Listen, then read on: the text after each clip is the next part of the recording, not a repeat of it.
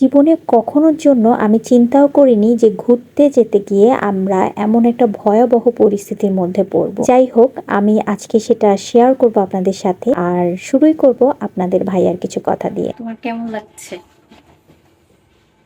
তোমার ভালো লাগতেছে না কেন? তুমি না ঘুরতে যাবা? না, ঘুরতে যাবো না, ভালো লাগে না। তো এই এত কিছু নিয়ে যাচ্ছ কই?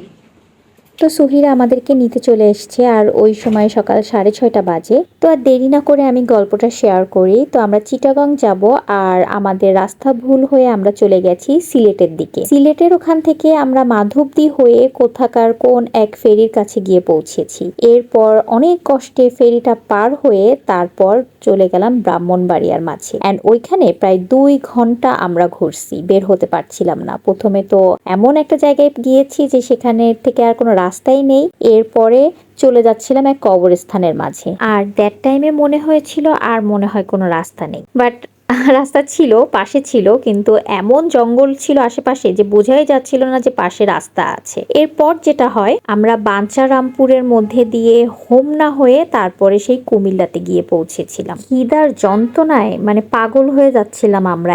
একটানা শাহরিয়ার ভাইয়া ড্রাইভও করছে, আশেপাশে কোথাও থামছিও না, যেহেতু আমরা চিনি না কার মধ্যে থেকে যাচ্ছি। দেন ফাইনালি কুমিল্লাতে আসলাম, আর আমরা হাইওয়ে ইনে এসেছিলাম। দেন এখানে খুবই মজার মজার খাবার দাবার খেলাম আমরা। খিচুড়ি আর গরুর মাংস, সাথে ডিম ভাজি নিয়েছিলাম। এদের খাবারটা আসলে অনেক অনেক মজা। তো এখানে বসে খাবার এনজয় করতে করতে এর মাঝে ঝুম বৃষ্টি, এমন বৃষ্টি শুরু হয়েছে কল্পনার বাইরে। তো তখনই 5টা 5:30 এরকম বাজে। দেন আমরা আবার ওখান থেকে রওনা দিই, আর দেখেন বাইরের ওয়েদার দেখেন কি অবস্থা, মানে প্রচন্ড বৃষ্টি, রাস্তাঘাটের মাঝে অসম্ভব জ্যাম। তো এগুলা পার করে দেন আমরা পৌঁছালাম গিয়ে চট্টগ্রাম। বাট এর মাঝে কিন্তু বৃষ্টি থামেই নেই, কখনো কম হচ্ছে কখনো বেশি হচ্ছে। তো যাই হোক, আমাদেরকে গুগল আবারও ভুল জায়গায় পাঠায়। চট্টগ্রামে আমরা বোট ক্লাব দিয়ে রেখেছি, অ্যান্ড গুগল আমাদেরকে নামিয়ে দেয় শুটকি বাজারে।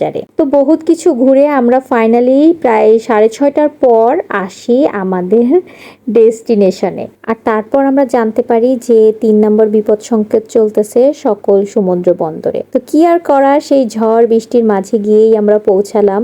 আর যেখানে যাওয়ার কথা ছিল 5-6 ঘন্টার মাঝে, সেখানে আমরা প্রায় 12-13 ঘন্টা পরে গিয়ে পৌঁছেছি। তো এই এক লম্বা কাহিনী, এমন কষ্ট হয়ে গেছে সারাদিন। বাট এই ভিউগুলা দেখে বিশ্বাস করেন এমন শান্তি লাগতেছিল, মানে কল্পনার বাহির। মানে আমি কখনো কোথাও গিয়ে এতটাই এক্সাইটেড হইনি, কজ অন্য সময় আমি টাইমের আগেই চলে গেছি, চেক ইনের আগেই ওখানে চলে গেছি। আর এইবার মানে প্রথম আমরা যে পৌঁছাইছি একদম সন্ধ্যা টাইম।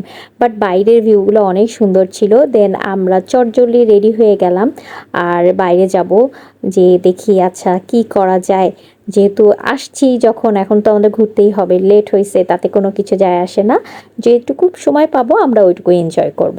আমরা লবিতে গিয়ে সুহিদের জন্য ওয়েট করছিলাম। দেন ওরা আসলে আমরা বাইরে যাই, আর দেখেন বাইরের অবস্থা দেখেন, সারাটাক্ষণ বৃষ্টি হয়ে চারিদিকের অবস্থা। এরপর দৌড়ঝাঁপ করে আমরা একটু বাইরে আসছি, দেখেন কি পরিমাণে বৃষ্টিটা হচ্ছে।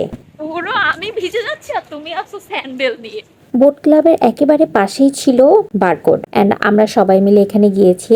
আর সজীব ভাইয়া বললো যে এখানে কিছু ডিশ আছে যেগুলো অনেক মজা, আমি অনেকবার ট্রাই করেছি, তো আপনাদেরকে ওইগুলাই খাওয়াই। তো ভাইয়াই আসলে আমাদেরকে ট্রিট দিয়েছিল। উনি ফুচকার একটা প্লেটার এনেছিল, আর এটা যা মজা। অ্যান্ড দেন ছিল একটা পিজাটা অস্থির মজা। আমি ঢাকাতে এইরকম মজার ফুচকা বা পিজা কোনোটাই খাইনি, এতটাই মজা ছিল এখানে। অ্যান্ড দেন লাস্টে ভাইয়া বলল যে এখানে একটা চা আছে যেটা অনেক মজা। আসলেই এতটাই মজা, আমি চা ফ্রিক আসলে কখনোর জন্যই না, আমি চা একদমই পছন্দ করি না, কিন্তু এই চাটা যে এত টেস্টি হবে আমি বুঝতেই পারিনি, খুবই মজা লেগেছে। এরপর আমরা আবার একটু বের হলাম, আর এইখানে দেখেন মানে বৃষ্টির সাথে ঝড়ো বাতাস। আর পরে সুহিকে বলতেছে আচ্ছা আমি তোমাকে একটা ভিডিও করে দিচ্ছি, ও বাতাসের সাথে আবার তাল মিলে একটু নাচানাচি করলো। অ্যান্ড দেন এইখানের অবস্থা দেখেন, এত বাতাস, মানে আমরা দুইজনে আমাদের চুল আটকায় রাখতে পারতেছি না, মানে চুল টাইট করে খোপা করে বেঁধে রাখতেছি, না হলে একেবারে উল্টা পাল্টা এইদিকে ডানে বামে উপর নিচেই হচ্ছিল।